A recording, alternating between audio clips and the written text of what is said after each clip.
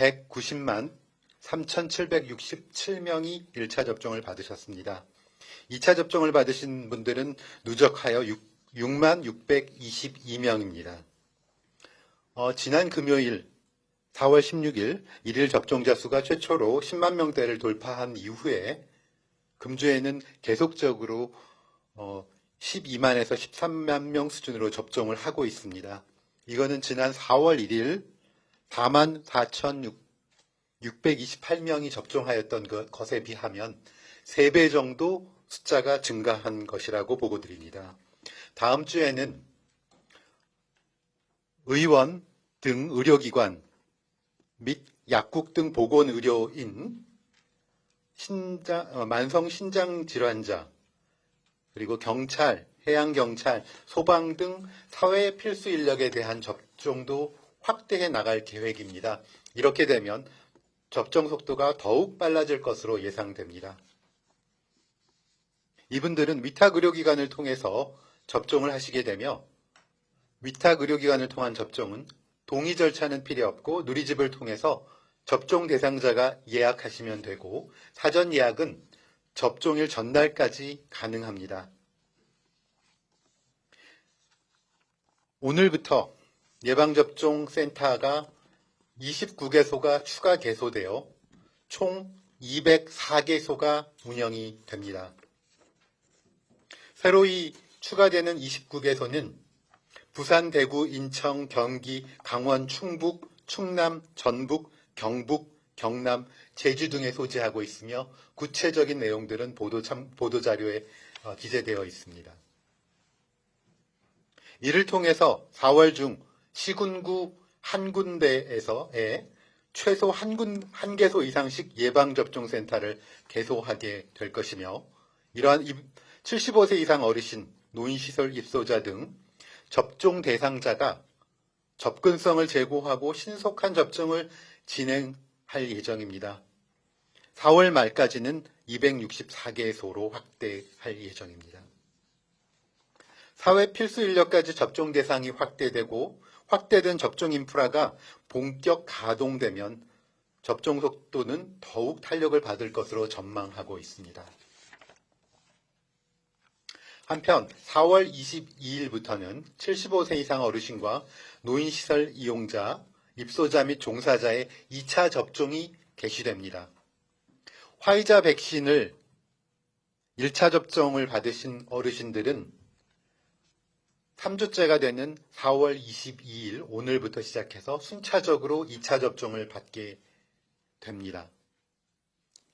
2차 접종 첫날인 오늘은 4월 1일 접종을 시작한 전국 49개 예방접종센터 중 46개 예방접종센터에서 75세 어르신 등 약 19,000여 명이 2차 접종을 받으실 것으로 예상되고 어르신들의 이러한 것들을 통해서 어르신들의 감염 예방 및 일상 회복에 한 걸음 더 다가갈 것으로 기대하고 있습니다.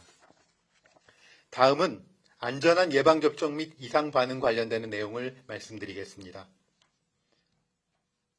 유럽의약품청 EMA의 안전성평가위원회는 지난 4월 20일 얀센 코로나19 백신 접종의 혈소판 감소증을 동반한 희귀혈전증 관련하여 안전성 평가를 한 결과를 발표하였습니다. EMA는 혈소판 감소증을 동반한 희귀혈전증은 얀센 백신의 매우 희귀한 부작용으로 분류하고 제품 설명서에 등록하기로 결정하였습니다.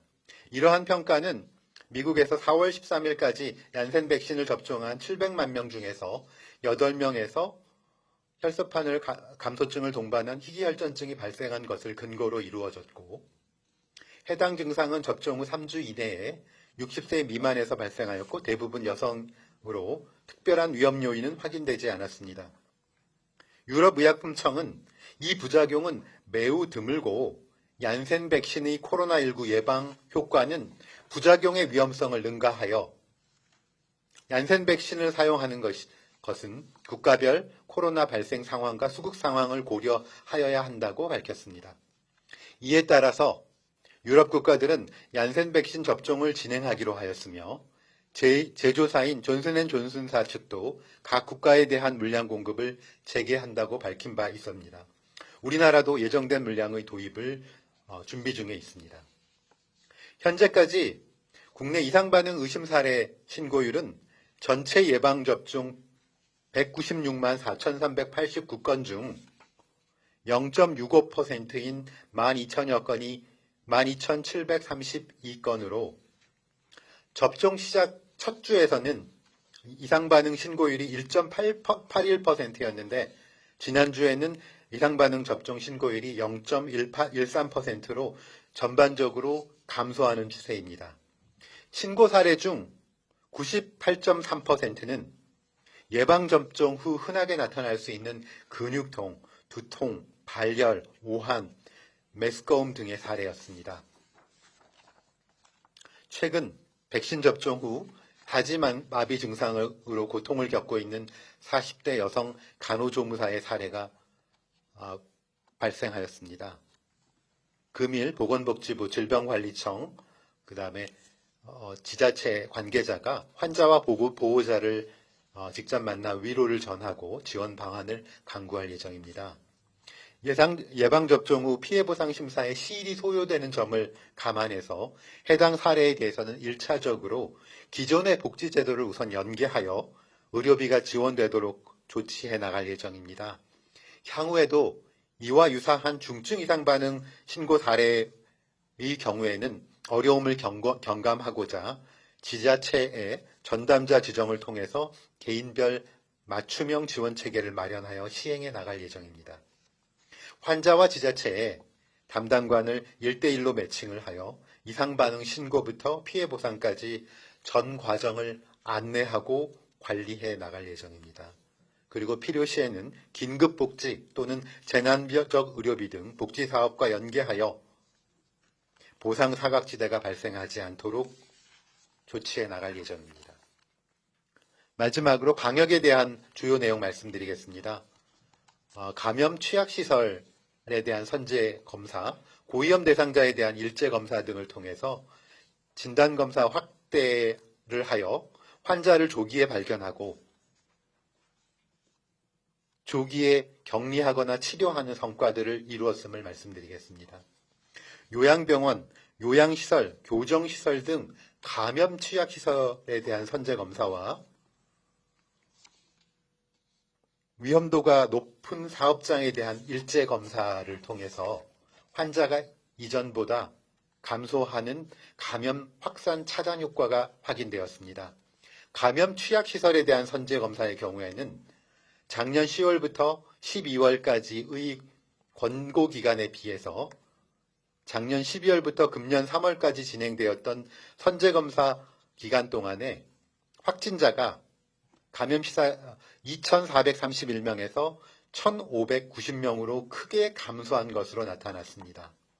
방역당국은 지역의 산발적 감염이 지속되고 있는 가운데 감염 확산 방지를 위해서 고위험 대상을 적극적으로 발굴하고 선제검사를 통해 신속하게 대응해 나가겠습니다.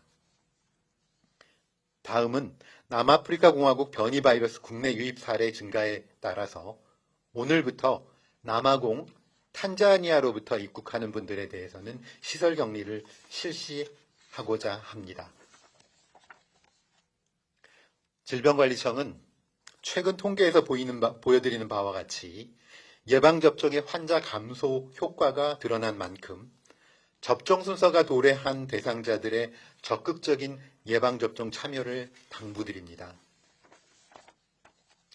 특히 현재 접종이 진행되고 있는 돌봄 종사자 분들은 본인을 보호하고 그분들께서 돌봐주고 계시는 분들을 함께 보호하기 위해서 접종을 우선적으로 실시하게 되었습니다.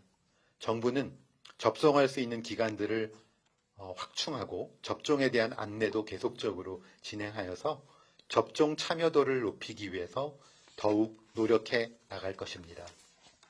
예방접종은 우리의 건강을 지키고 코로나19 위험군과 이웃의 건강까지 보호하여 우리의 소중한 일상회복을 앞당기는 가장 확실하고 과학적인 수단입니다. 가족이나 자녀분들께서도 어르신들의 건강을 위해서 코로나19 예방접종을 놓치지 않도록 잘 챙겨주실 것을 다시 한번 부탁드립니다. 접종 순서가 오면 건강 상태가 좋은 날 안전하게 예방접종을 받아주실 것을 당부드립니다. 예방접종 후에도 마스크 착용, 거리두기, 손 씻기 등 방역수칙을 계속 철저하게 지켜주실 것을 부탁드립니다. 방역당국도 초심을 잃지 않고 지금의 위기가 더 확산되지 않도록 방역 대응에 총력을 다하고 예방접종 속도를 내도록 최선의 노력을 다하겠습니다. 감사합니다.